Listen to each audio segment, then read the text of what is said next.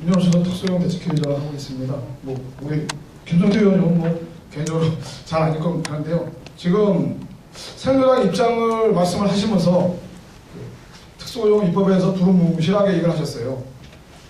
정확하게 질문하겠습니다. 새누리당에서 특수고용 입법을 지금 정확히 논의하고 계시는 건지, 그리고 아니면은 발의할 준비가 되어 있는 건지 정확하게 얘기해 주십시오. 제가 솔직히 말씀을 드리겠습니다.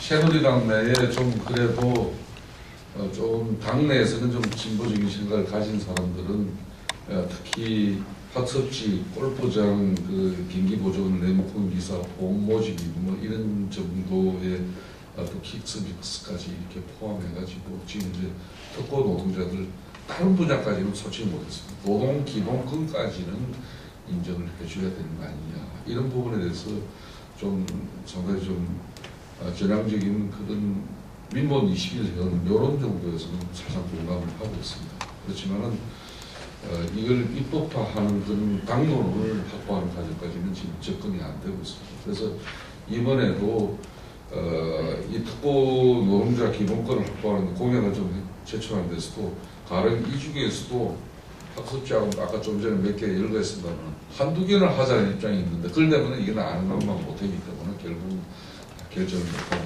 그런 우리 송 내막도 지금 말씀을 드리겠습니다. 좀 추가된 얘기는요. 저희가 보는 관점에서 지금 우리나라에서 노동조합 가입률이 굉장히 계속 낮아지는 거는 사용자들이 아웃소싱을 아까 은수민 박사님 얘기대로 여러 가지 형태를 하면서 고용 강제를 회피하는 겁니다. 그러니까 노동 기본권이 보장이 안 되는 거죠. 이게 저는 특수고용의 전형이라고 생각합니다. 특수고용 노동자들의 노동 기본권을 법적으로 보장하지 않는 이상 저는 노동조합의 조직률은 늘어나지 않을 거라고 봅니다. 지금도 근 10년 동안 정부는 통계 조사를 잡지 못하고 있는데 특수고용가 지금 이야기한 6개 국의 직군이 아니라 거의 한 20개 직군이 됐고요. 한 200만 명이 넘는다고 지금 통계가 나오고 있습니다. 계속 늘어나고 있는데 이렇게 노동 기본권이 부정되고 있는 이런 우리나라 형태에서 노동조합 가입이 어떻게 늘어나겠습니까? 이건 저는 오늘 토론의 주제가 비정규직 문제 해결, 비정규직 노동자를 스스로 노동조합을 할 수 있는 권리가 만들어지지 않는 이상 비정규직 문제, 아까 윤도 의원님 말대로 돈 몇 푼 주고 하는 방식은 저는 아니라고 합니다. 새누리당에서 다른 건 아니군요. 김도 의원님이라도 발의하시기 바랍니다. 부탁합니다. 네, 저도 좀 부탁하겠습니다.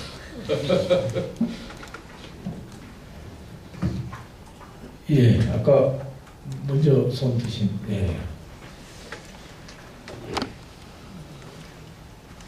민주노총 미조직 비정규직 정책단장입니다. 지금 다른 분들에게 질문하는 건 아니고요. 우리 발제하신 분들하고 토론 중에 은수미 박사님이 많이 해당되는 걸 텐데요. 내용을 이렇게 쭉 보면은 우리 발제자분들하고 토론자 분께서는 사용사유 제한과 동일가치노동, 동일임금에는 전부 다 동의를 좀 하고 있는 분위기인 것 같습니다. 이 분위기상 이렇게 쭉 봤을 때 이 두 가지가 이루어지면은 굳이 지금 규제를 따로 하고 있는 파견법은 필요가 없을 거라고 사료가 되는데요. 그렇게 된다라면은 굳이 파견법을 개정한다거나 하는 것들이 필요가 없을 것 같습니다. 그렇다고 보면은 파견법에서 규제하고 있던 부분들은 그럼 어떻게 할 거냐는 부분이 남는데요. 그 부분은 그러면은 직업안전법 상에서 있는 것을 개정해서 처리하면 될 것이다 라고 판단이 되어지고요. 지금 김성태 의원부터 해서 사내아동법을 만들겠다라고 하시는데 어쨌든 그 만드는 법은 특별법이지 않습니까? 특별법으로 자꾸 세분화하고 노동자들을 통제하거나 아니면은 관리될 수 있는 부분, 적용되는 부분을 자꾸 세분화하는 것들은 노동자들이 전부 분리된다는 의견과 같다라는 거죠. 자꾸 분리되는 방법을 찾지 마시고 현재 있는 법을 개정해서 조치를 취할 수 있는 방법을 찾는 것이 더 좋아 보이는 방향이라고 생각되고요. 그런 의미에서 그런 제안을 좀 드리는 거고요. 우리 강성태 의원님, 아니 김성태 의원님께서는 그렇게 말씀을 하셨는데 작년 11월 달에 보니까 그 당시 한나라당이죠. 한나라당에서 사내하도법을 하겠다고 입법 발의를 갖다 14분이신가 하셨더라고요. 근데 그 내용 보니까 정부가 발표했던 사내하도법 가이드라인하고 별반 차이가 없는 것 같은데, 예, 그것을 가지고 뭐 올해 2월 개원되면은 뭐 사내하도법을 제정하시겠다라는 강력한 의지의 표현을 하셨는데 안 했으면 좋겠습니다. 그런 거 하면은 괜히 노동자들한테 더 혼날 가능성이 더 많으니까요. 차라리 시도를 하지 마시고 19대 국회로 넘겨주시는 게 좋을 것 같습니다. 그리고 또 다른 하나는 이렇게 보면은요, 두 분의 정당이 없어서 그렇긴 한데, 보면은 상시 업무에 대해서 외주 용역하고 있는 부분들이 문제라고 우리 문수희 박사님이 말씀하셨잖아요. 근데 그거에 대한 규제책은 하나도 없습니다. 그거를 어떻게 하겠다라는 내용이 비정규 대책에 각 정당이 갖고 있는 게 하나도 없다라는 거죠. 그러니까 상시 업무를 외주한다라는 거는 말 그대로 상시 업무기 때문에 외주 전환하지 말기를 바라고요.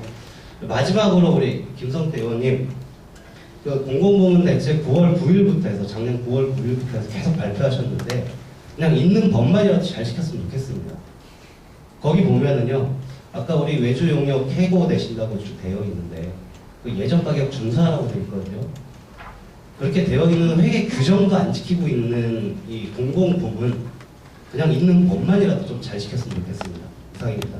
예, 여기서 굉장히 많은 말씀을 주셔가지고 지금 일단 질문보다는 이제 의견이 많으셨던 것 같고요. 그래서 관련해서 이렇게 좀 하겠습니다. 지금 시간 관계상 일단은 두 분 발제자분은 나중에 말미에 일단은 이제 총괄해서 말씀하실 기회를 드리는 것으로 하고, 일단 그 은수미 박사님이 일단 좀 그 금방 질문한 내용까지를 포함해서 이제 주시고 싶은 말씀 좀 주시고, 아마 김성태 의원님에 대해서는 뭐 질문이라기보다는 입법을 방해하는 이런 그래서 의원의 직무를 그래서 하여튼 그 부분에 대해서는 현장에 어떤 간곡한 그런 문제의식이 담긴 것으로 일단 받아들이고, 일단은 뭐 이 부분에 대해서 뭐 김성태 의원님께서 판단하셔서 좀 뭐 부가해서 하실 말씀 있으시면 뭐 주시면 될 것 같습니다. 일단 은수미 박사님 말씀 먼저 듣겠습니다. 네, 저 질문이든 이거에는 어쨌든 그에 대해서 저의 의견은 한 3가지 정도 말씀드리겠습니다. 첫 번째, 특별법이냐 일반법 개정이냐. 저는 일반법 개정입니다. 특별법은 언제나 한시적이고 그다음 계속 특별법 늘려나가는 방식 좋지 않습니다. 예외적인 경우에 하나여야 된다고 생각합니다. 두 번째, 그럼 파견법 개정이냐 파견법 철폐냐에서 저는 파견법 개정입니다. 다만 아까도 말씀드렸더니 그 차이를 너무 부각시키지 말아달라. 그나저나 똑같은 효과를 낳는다면 동일해달라라는 거고요. 왜 제가 파견법 개정이라면 이것은 현실 논리 때문에 그렇습니다. 저는 파견법 철폐, 그러니까 모든 고용을 직접 고용을 하겠다라는 기본적인 가치에 대해서 저는 더 이상 그러니까 저희 개인적 의견을 얘기할 자리는 아닌 것 같습니다. 저는 그게 만약 가능하다면 좀 그럴 수 있어야 된다고 생각을 합니다. 가능할지 않을지는 좀 더 검토를 해봐야 되지만, 그런데 대체적으로 사내하도급, 즉 불법 파견을 규제하는 외국이든 한국의 사례를 보면 크게 2가지 쟁점으로 붙습니다. 첫 번째 유형은 파견이나 도급이냐로 붙는 경우가 있습니다. 주로 불법 파견 혹은 위장 도급으로 붙는 형태. 독일과 같은 나라들, 한국까지가 포함해서 심지어는 일본도 그렇습니다. 두 번째, 이 프랑스 유형 같은 경우는 공급과 도급으로 붙습니다. 공급이냐 근로자 공급이냐 아니냐 이렇게 붙습니다. 그 유형이 있습니다. 그러면 파견이냐 도급이냐라고 붙는 것이 현실일 때는 파견법을 개정해버리면 굉장히 빠릅니다. 효과적이라고 봅니다. 그런데 파견이냐 도급이냐 붙고 있는 상황에서 이것을 직업안정법, 즉 근로자 공급을 금지하는 것을 강화하는 방식으로 붙으려면 우선 파견법 철폐 논의 한번 해야 되고, 어떻게 철폐할 건가, 이 나머지 법 어떻게 할 건가, 그 다음에 지금 거의 사문화되어 있는, 사실은 직업안정법은 거의 사문화된 상태에서 노동관계 규율을 직업안정법에 다시 집어넣는 방식이 돼야 됩니다. 이게 좀 다단계라고 제가 생각을 하기 때문에, 그러니까 즉 직접 고용을 기본적으로 정말 한 5년, 10년, 15년 이후까지 쭉 할 수 있느냐, 이건 다른 문제고요. 파견법 철폐를 그렇게 본다면 그것은 논의는 할 수 있습니다. 그러나 당장 문제는 아니고 만약 법적인 실효성을 얘기를 한다면 한국도 파견과 동급을 붙고 있으니 파견법을 개정하는 방식, 그 다음 파견법을 개정하고 군기법 일부, 노조법 일부만 약간만 조항을 바꾸면 니은을 기억 정도로 바꾸면 됩니다. 그러면 이 문제는 해결될 수 있을 거다. 그래서 저는 법 논리상 현실적으로 그렇게 처리하는 것이 어떻겠느냐. 근본적인 이 문제는 좀 다른 문제 아니겠냐. 세 번째, 상시 업무 외주화는 사실은 파견도급 기준을 넣자라는 얘기예요. 그러니까 두 가지로 저는 민주통합당이나 참여한대 안이나 여기 참여한대 안은 안 나와 있지만 통합진보당 안에 있다고 봅니다. 상시 업무를 외주화한다라는 것 자체가 파견도급 기준에 있어서 불법 파견에 해당을 하게 됩니다. 그래서 제가 독일 연방법원 판례나 대법원 판례를 한번 보시라. 그러면 계절적이거나 일시적인 업무가 아니라 상시적인 혹은 기존에 정규직에 했던 혹은 뭘 어떤 형태로 했던 업무를 외주하는 그것은 불법 파견이나 위장도급에 해당한다라는 얘기이기 때문에 사실은 한편으로는 파견법을 개정하다 등으로 법 개정을 통해서 두 번째로는 최근에 그걸 많이 하시죠. 고용친화적 공공부문 개혁. 아까 그 공공부문 말씀하셨지만 공공부문에서 가장 큰 문제는 저는 기재부의 경영지침을 바꾸는 거라고 생각해요. 경영지침 지금 내부에도 뭐라고 되어 있냐면 첫 번째, 가장 적게 인력을 쓰는 것이 경영혁신의 목표다. 이게 첫 번째 목표입니다. 두 번째, 만약 업무가 없어지면 해고해라. 이게 두 번째입니다. 그래서 예를 들어서 해고 예외, 우선 고용 이런 거 없습니다. 그 지침을 없애야죠. 없애야만 고용친화적 공공부문 개혁이 온전하게 이루어집니다. 그러니까 그런 정책으로도 충분히 가능하고 현재 일부 지자체, 그 다음에 이미 박근혜 비대위 안에서까지도 그런 얘기를 하고 있기 때문에 그런 것까지를 지금 대략적으로 각 당에서 일부 혹은 정부를 담고 있는 게 아닌가라고 생각을 합니다. 예, 그것이 제 답변입니다. 예, 원박사님께서 굉장히 간결하게 잘 요약해서 말씀해 주셨습니다. 우리 김성태 의원님, 저도 좀 봐주십시오. 저도 지금 사상 지금 지역 사정은 한 3시 반 되면 4시 반 할인점에 가야 됩니다. 지금 할인점이 시장 보러 나오기 때문에 이 시간에 또 가야 됩니다. 저도 지금 사상 4시부터 1시 약속이 됩니다. 지금 안 온다고 계속 문자 오고 있습니다. 우리 민주노총의 또 우리 정책 간부님도 좋은 말씀을 하셨고, 이런 겁니다. 기간제법이나 파견법 없으면 참 좋죠. 그렇지만 그나마 기간제법, 파견제법을 통해서 또 규제를 하니까 또 그쪽은 이제 그만큼 남용이 줄어들고 또 사내 하도급으로 이렇게 감성 효과가 생기는 거 아니겠습니까? 그래서 사내 하도법이라도 이 제정 어디라도 이게 좀 법이 만들어져야 돼요. 법은 만들어지고 나면 개정 보완은 상시정시 할 수 있습니다. 문제는 법이 만들어지지 않기 때문에 그 길을 못 찾을 뿐이죠.